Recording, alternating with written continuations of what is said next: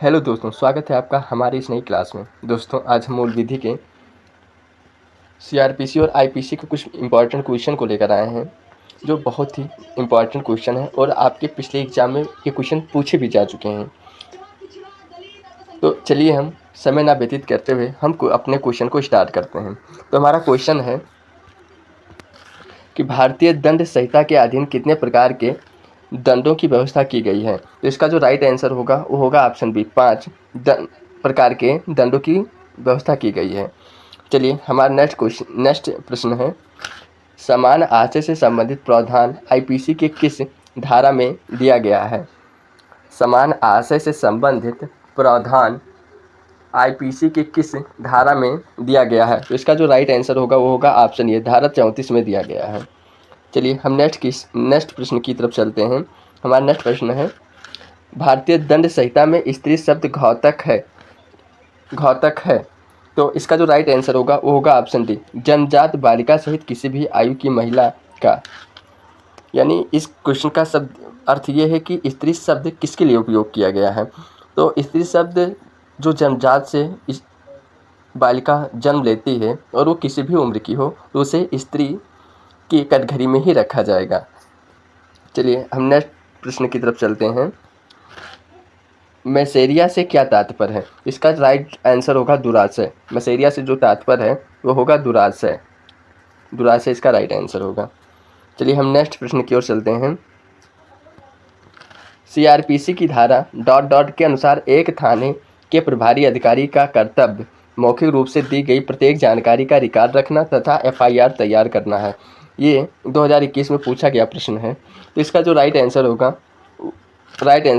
वो ऑप्शन ये होगा, धारा 154 के अनुसार एक थाने का प्रभारी अधिकारी जो होता है वो एफआईआर तैयार करता है। तो इसका जो राइट आंसर होगा वो ऑप्शन ये होगा, धारा 154 के तहत। चलिए हम नेक्स्ट क्वेश्चन की तरफ चलते हैं। नेक्स्ट क्वेश्चन है, ... के मामले में दंडनीय अपराध को त्वरित सुनवाई का अधिकार भारत के संविधान के अनुच्छेद 21 को स्पष्ट व्यापकता, ब्रांड, स्कोप और सामग्री में निहित माना गया है। ये भी 2021 में पूछा गया प्रश्न है। तो इसका जो राइट आंसर होगा वो ऑप्शन ये होगा, हुसैन नारा खातून बना गृह सचिव बिहार राज्य। ऑप्शन ये इसका राइट आंसर होगा, ऑप्शन ये। चलिए हम नेक्स्ट प्रश्न की तरफ चलते हैं। दहेज हत्या का अपराध बनाने के लिए महिला की मृत्यु ... के भीतर किसी जलन या शारीरिक चोट या समान परिस्थितियों के बजाय अन्य किसी कारण से होनी चाहिए। ये भी पिछले वर्ष पूछा है, 2021 में यूपीएससी में पूछा गया प्रश्न है। इसमें जितने भी क्वेश्चन है वो बहुत ही इंपॉर्टेंट क्वेश्चन है और आप लोगों के पिछले एग्जाम में पूछे भी जा चुके हैं। तो आप लोग इस वीडियो को बिना स्किप किए हुए पूरा देखिएगा, जिससे आपके तैयारी में ये जो प्रीवियस ईयर वाले क्वेश्चन हैं वो एकदम क्लियर हो जाएंगे सीआरपीसी और आईपीसी चैप्टर से। अब तो बीएनएस धारा जो नई लागू हुई है 1 जुलाई 2024 से, तो इसका जो राइट आंसर होगा वो जो महिला की मृत्यु हुई हो वो विवाह के 7 वर्ष में हुई हो। तो ऑप्शन सी इसका राइट आंसर होगा, विवाह के 7 वर्ष। हमारा प्रश्न है, सार्वजनिक उपद्रव दंडनीय है जिसके लिए जुर्माना ... रुपए तक बढ़ सकता है। तो इसका जो राइट आंसर होगा वो होगा ऑप्शन बी, 100 रुपये तक जुर्माना बढ़ सकता है। चलिए हम नेक्स्ट प्रश्न की तरफ चलते हैं। आईपीसी के अनुसार एक ठग को ... का दंड दिया जाता है। यानी जो एक प्रकार की ठगी या धोखाधड़ी करता है उसे आईपीसी के तहत कौन सा दंड दिया जाता है। तो उससे जो दंड दिया जाता है वो आजीवन कारावास और जुर्माना दिया जा सकता है। तो ऑप्शन सी इसका राइट आंसर होगा, आजीवन कारावास और जुर्माना। चलिए हम नेक्स्ट प्रश्न की तरफ चलते हैं। मुस्लिम महिला को दंड प्रक्रिया संहिता 1973 की धारा 125 के तहत इद्दत अवधि से भरण पोषण का अधिकार है। इसे ... के मामले में सर्वोच्च न्यायालय द्वारा निर्धारित किया गया है। तो इसका जो राइट आंसर होगा वो होगा ऑप्शन डी, मोहम्मद अहमद खान बनाम शाह बानो बेगम। चलिए हम नेक्स्ट प्रश्न की तरफ चलते हैं। हमारा क्वेश्चन है, जब ... व्यक्ति संयुक्त रूप से चोरी करते हैं तब आईपीसी के तहत ये डकैती की घटना मानी जाती है। देखिए, तब चोरी 2 या 3 लोग करते हैं तो चोरी के कैटेगरी में आता है। लेकिन अगर वही चोरी 5 से अधिक लोग करते हैं, 5 से जब अधिक लोग करते हैं तो उसे तो उसे डकैती कहा जाता है। तो इसका जो राइट आंसर होगा वो होगा ऑप्शन बी, 5 या अधिक व्यक्ति के द्वारा की गई चोरी को हम डकैती की घटना मानी जाती है। नेक्स्ट प्रश्न है, दंड प्रक्रिया संहिता सीआरपीसी की निम्नलिखित धाराओं में से कौन सी धारा पीड़ित मुआवजा की योजना से संबंधित है? तो इसका जो राइट आंसर होगा वो होगा ऑप्शन डी, धारा 357 ये। चलिए नेक्स्ट प्रश्न की तरफ चलते हैं। किस विवाद में कहा कि एसिड अटैक पीड़ित व्यक्ति को पूर्ण उपचार, दवा, आवश्यक सर्जरी और 2 महीने के अंदर 3 लाख रुपए उपलब्ध कराए जाएं? तो इसका जो राइट आंसर होगा वो होगा ऑप्शन ए, लक्ष्मी बनाम भारत संघ 2015। ये जो मामला था इसमें 2 महीने के अंदर 3 लाख रुपए उपलब्ध कराए जाएंगे। चलिए हम नेक्स्ट प्रश्न की तरफ चलते हैं। स्वेच्छा से एसिड फेंकना, ये फेंकने का प्रयास करना भारतीय दंड संहिता 1860 की धारा ... के तहत एक दंडनीय अपराध है। तो इसका जो राइट आंसर होगा वो होगा धारा 326 बी। हमारा नेक्स्ट प्रश्न है, लोक सेवा शब्द की परिभाषा भारतीय दंड संहिता सीआरपीसी 1860 के ... के तहत दी गई है। तो इसका जो राइट आंसर होगा वो होगा धारा 21 के तहत। ऑप्शन सी इसका राइट आंसर होगा। चलिए हम नेक्स्ट प्रश्न की तरफ चलते हैं। सीआरपीसी की धारा 145 के तहत एक कार्यकारी मजिस्ट्रेट दंडी अधिकारी पक्षों में एक विवादित अचल संपत्ति के संदर्भ में अपना दावा लिखकर प्रस्तुत करने का आदेश दे सकता है। इसमें 3 ऑप्शन दिए गए हैं। ऑप्शन ए है यदि विवाद के कारण शांति भंग होने की संभावना हो। ऑप्शन बी है यदि विवाद में एक संयुक्त परिवार शामिल है। और ऑप्शन सी है यदि विवाद पारंपरिक अधिकारों से संबंधित हो। तो इसका जो राइट आंसर होगा वो होगा ऑप्शन सी, ये नंबर, यदि विवाद के कारण शांति भंग होने की संभावना हो तो जो मजिस्ट्रेट होते हैं वो अचल संपत्ति के संदर्भ में अपना दावा लिखकर प्रस्तुत करने का आदेश देते हैं। चलिए नेक्स्ट प्रश्न की तरफ चलते हैं। पत्नी, बच्चे और माता पिता के भरण पोषण के लिए आदेश सीआरपीसी की धारा ... के तहत जारी किए जा सकते हैं। तो इसका जो राइट आंसर होगा वो होगा धारा 125 के तहत। ऑप्शन ए इसका राइट आंसर होगा धारा 125। हमारा नेक्स्ट प्रश्न है, ... के मामले में परिवार न्यायालय की दंड प्रक्रिया संहिता की धारा 125 के तहत मुस्लिम पत्नी के तलाक के बाद भी भरण पोषण हेतु आवेदन को बरकरार रखा जा सकता है। तो इसका जो राइट आंसर होगा वो होगा ऑप्शन बी, शमीमा फारूकी बनाम शाहिद खान। ऑप्शन बी इसका राइट आंसर होगा। हमारा नेक्स्ट प्रश्न है, दहेज हत्या को भारतीय दंड संहिता की निम्नलिखित में से किस धारा में परिभाषित किया गया है? तो इसका जो राइट आंसर होगा वो होगा ऑप्शन डी, आईपीसी की धारा 304 बी के तहत। आईपीसी धारा 304 बी के तहत दहेज हत्या को भारतीय दंड संहिता में परिभाषित किया गया है। हमारा नेक्स्ट प्रश्न है, भारतीय सहमति से तलाक हिंदू विवाह अधिनियम 1955 के ... के तहत आता है। तो इसका जो राइट आंसर होगा वो होगा ऑप्शन डी, धारा 13 बी के तहत। हमारा नेक्स्ट प्रश्न है, मौत की सज़ा सुनाने के बाद सत्र न्यायालय उक्त मामलों की पुष्टि और कार्यान्वयन के लिए ... के समक्ष प्रस्तुत करेगा। तो इसका जो राइट आंसर होगा वो होगा उच्च न्यायालय में प्रस्तुत करेगा। ऑप्शन डी इसका राइट आंसर होगा उच्च न्यायालय। हमारा नेक्स्ट प्रश्न है, दंड प्रक्रिया संहिता 1973 की धारा ... के तहत सार्वजनिक उपद्रव हटाने के लिए आदेश पारित करने का अधिकार मजिस्ट्रेट को प्राप्त है। तो इसका जो राइट आंसर होगा वो होगा धारा 133 के तहत। ऑप्शन डी इसका राइट आंसर हो जाएगा धारा 133 के तहत। हमारा नेक्स्ट प्रश्न है, किस विवाद में समान कार्य के लिए समान वेतन का प्रावधान है जो अनुच्छेद 39D में उल्लेखित है? तो इसका जो राइट आंसर होगा वो होगा ऑप्शन सी, रणधीर सिंह बनाम भारत संघ। ऑप्शन डी इसका राइट आंसर होगा रणधीर सिंह बनाम भारत संघ।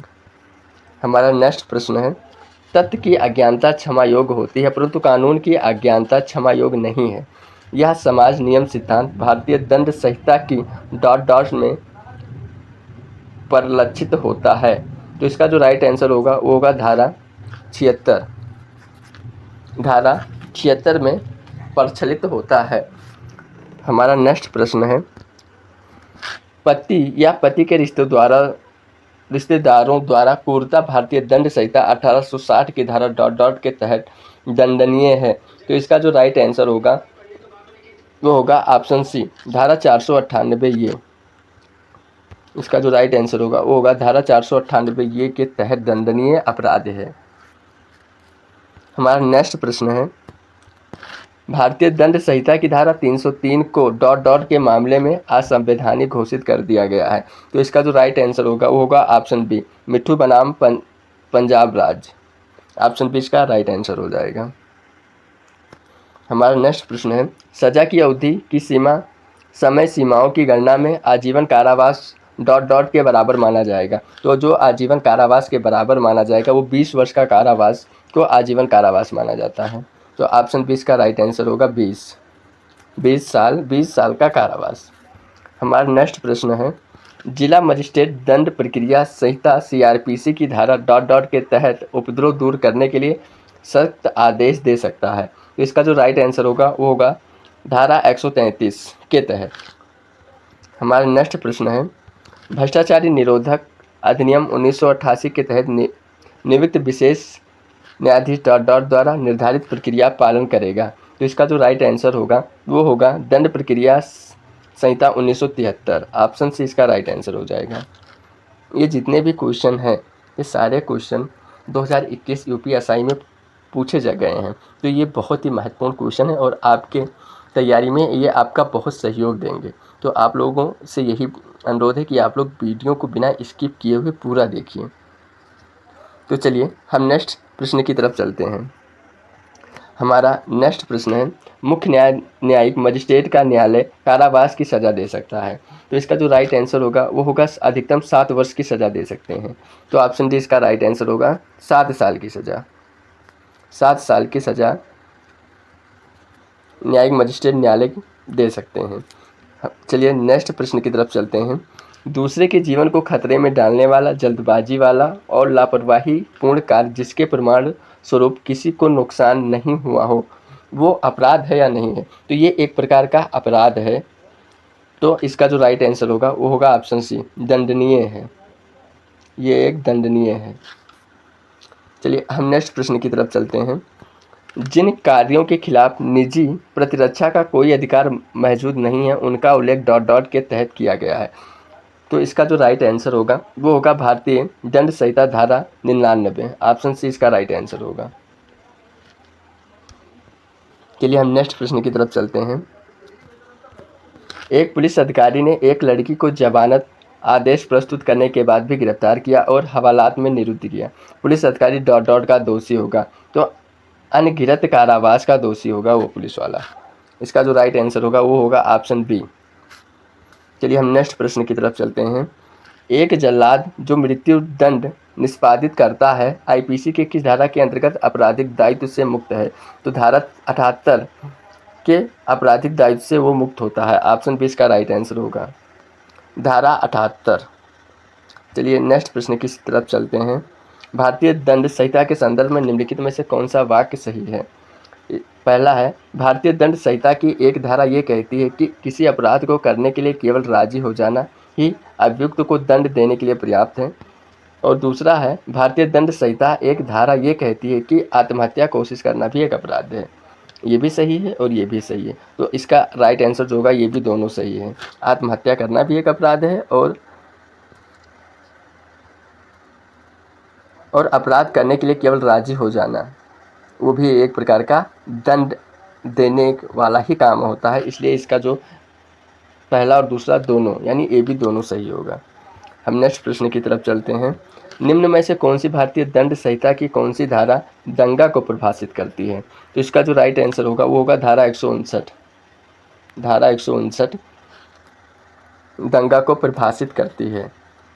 नेक्स्ट प्रश्न है, विधि विरुद्ध जमाव के लिए कम से कम कितने व्यक्ति आवश्यक होते हैं। तो इसका जो राइट आंसर होगा वो होगा 5 व्यक्ति आवश्यक होते हैं। ऑप्शन बी इसका राइट आंसर होगा 5। हमारा नेक्स्ट प्रश्न है, निम्नलिखित कार्यों में से किसके द्वारा दुष्प्रेरणा का अपराध किया जा सकता है। तो एक षड्यंत्र या साजिश के थ्रू जो कार्य किया जाता है वह एक अपराध होता है। तो इसका जो राइट आंसर होगा वो ऑप्शन ए होगा। नेक्स्ट प्रश्न की तरफ चलते हैं। भारतीय दंड संहिता किस प्रावधान में आपराधिक षड्यंत्र के लिए दंड दिया गया है? इसका जो राइट आंसर होगा वो होगा धारा 120 का बी, ऑप्शन ए इसका राइट आंसर हो जाएगा। हमारा नेक्स्ट प्रश्न है, प्रत्यारोपण द्वारा धोखा देने का अपराध है। तो ये जो है प्रश्न है प्रत्यारोपण द्वारा धोखा देने का अपराध डॉट डॉट है, तो ये संज्ञेय और जमानती, ऑप्शन डी इसका राइट आंसर हो जाएगा। अगर आप लोगों को ये वीडियो अच्छी लगी हो तो वीडियो को लाइक और चैनल को सब्सक्राइब जरूर करिए। चलिए फिर मिलते हैं दूसरे वीडियो में। जय हिंद, जय भारत।